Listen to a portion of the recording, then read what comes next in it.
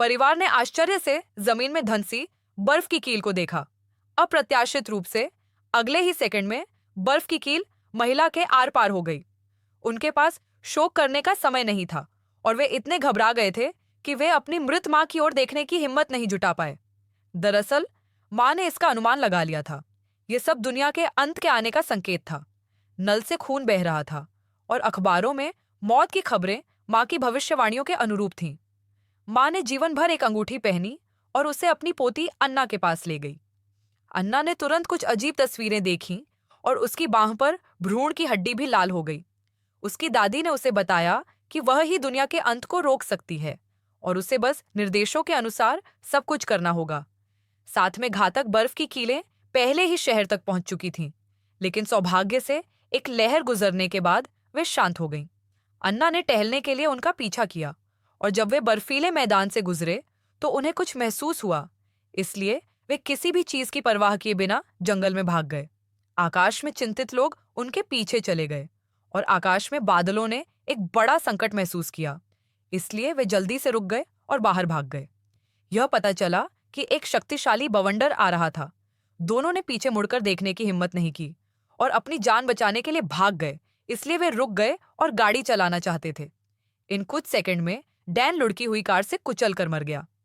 अन्ना के पिता सड़क पर आए और उसकी मृत्यु की कहानी तथा उसकी दादी के अंतिम शब्द सुने तथा तुरंत उसे जानकारी लेने के लिए पुस्तकालय ले गए। बूढ़े बटलर के कमरे में एक पुरानी किताब मिली। किताब में उस आपदा का वर्णन था जो घटी थी और अन्ना के हाथ में अंगूठी थी। बूढ़े प्रबंधक ने कहा कि माया सभ्यता द्वारा भविष्यवाणी की गई दुनिया का अंत निकट आ रहा है और भविष्यवाणी की गई आपदाएं भी एक के बाद एक घटित हो रही हैं। इस पुस्तक में मोक्ष प्राप्ति की विधि दर्ज है। यदि आप इस दुनिया को बचाना चाहते हैं तो आपको 5 लोगों को ढूंढना होगा और केवल 3 लोगों के पास तुरंत निकलने का समय है। उसी समय माँ और भाई कार में उस माँ से मिले जो घर के रास्ते में इलाज करवा रही थी। अचानक एक भूकंप आया और जमीन फट गई और लाल चमक के साथ एक अदृश्य अवरोध बन गया जो जमीन में छेद से ऊपर उठा और पूरे शहर को घेर लिया। स्थिति से अनजान कार ने बैरियर के नीचे से गुजरने का प्रयास किया। यह सीधे टुकड़ों में बिखर गया। एक अदृश्य अवरोध। शहर में एक माँ और बेटे ने यह दृश्य देखा और अपनी दाहिनी आंखों से उस कार को टुकड़ों में बदलते देखा जो बाहर निकलने की कोशिश कर रही थी। वे पुलिस को बुलाने के लिए पुलिस स्टेशन गए, उम्मीद करते हुए कि पुलिस जनता को सूचित कर सकती है। मेयर ने भी ऐसे अपमानजनक शब्द कहे। उन्हें एक शब्द पर विश्वास नहीं हुआ, लेकिन लगा कि माँ और बेटे ने दहशत पैदा कर दी है। एक मशीन की आवाज सुनाई दी और सभी लोग जांच करने के लिए बाहर भागे। इस बार उन्होंने अपनी आंखों से अवरोध की शक्ति देखी। दूसरी तरफ अन्ना ने अपने हाथ में भविष्यवाणी की किताब के साथ छेड़छाड़ की और गलती से उस पर लगे स्विच को चालू कर दिया, जिससे एक अजीब कंपास निकल आया। बूढ़े क्यूरेटर के आधे अधूरे विवरण के बीच उसके पिता की तकनीकी कक्षा शुरू हुई। तीनों ने अंगूठी खोजने के लिए कंपास का अनुसरण किया। अन्ना ने अपने शरीर में एक प्रतिक्रिया महसूस की और फिर उससे कुछ मार्गदर्शन मिला। उसने जमीन पर पड़े पत्थरों को पलटा और उसके नीचे एक प्राचीन जार पाया।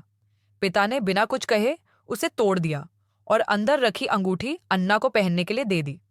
अन्ना ने फिर से कुछ अजीब तस्वीरें देखीं और वे तीनों जल्दी से तीसरी तस्वीर ढूंढने निकल पड़े। इस समय अन्ना के शरीर ने एक और चेतावनी दी। उसने जल्दी से कार के पीछे नमकीन बर्फ डाला, तुरंत हॉर्स पावर बढ़ाया और आगे बढ़ गई। उसके पीछे एक ठंडी धारा चल रही थी। कार को छूते ही फेल्ट टूट गया। वे तीनों पुलिस स्टेशन की ओर भागे, लेकिन बॉस की सीट बेल्ट फंसी हुई थी। पिता और बेटी ने देखा कि बूढ़ा स्टीवर्ड कार से एक कदम धीरे से उतरा था, इसलिए उन्होंने बिंगलियू से इसे जल्दी से साफ करने के लिए कहा। अन्ना के हाथ की अंगूठी रोशनी से चमक उठी। वह सामने खड़ा था और अपने पिता और भाई को अपने पीछे सुरक्षित कर रहा था। पुलिस स्टेशन के लोग बाहर आए और उन्होंने यह दृश्य देखा। हानलियो भी इस समय पीछे हट गया। मेयर के भाई के पैर में केवल थोड़ी चोट थी। हानलियो की भी मेयर के सामने मौत हो गई। उनके पिता ने भविष्यवाणी की किताब निकाली और उन्हें सच्चाई बताई। हालांकि उन्होंने केवल एक पृष्ठ देखा जिसमें एक लड़की के हाथ पर निशान था और वह आग की लपटों में गिर गई थी। इसलिए उन्होंने निष्कर्ष निकाला कि अन्ना प्रलय को रोक सकती है। उनके पिता इतने क्रोधित थे कि उन्होंने अपने परिवार को चले जाने को कहा। मेयर पहले ही लगातार आपदाओं से टूट चुके थे। सबने मिलकर अन्ना को ढूंढा। वह इस अजीब और गहन शहर में आई थी। अगर वह जरा भी हिलती तो वह तुरंत टुकड़ों में जम जाती।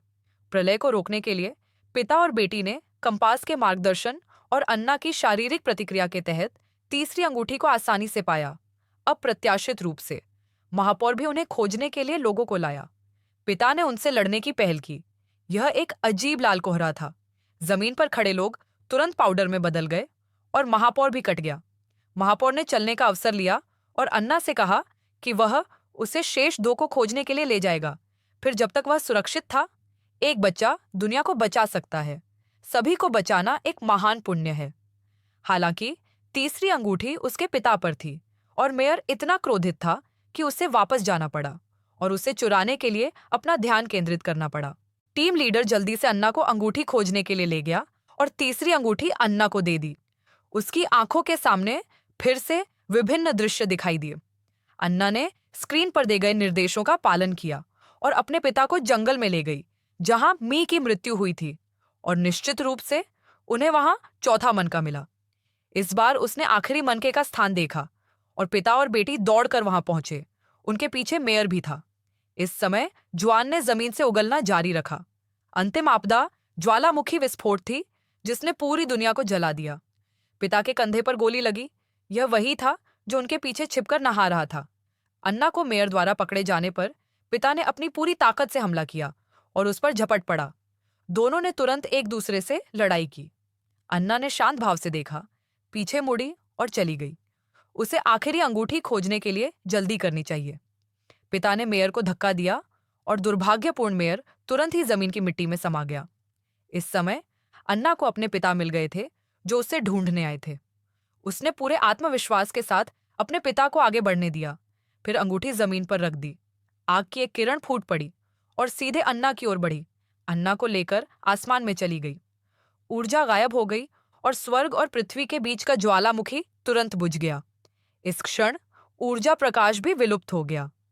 अन्ना की बांह पर लगी मुहर गायब हो गई और उन्होंने सफलतापूर्वक प्रलय को रोक दिया।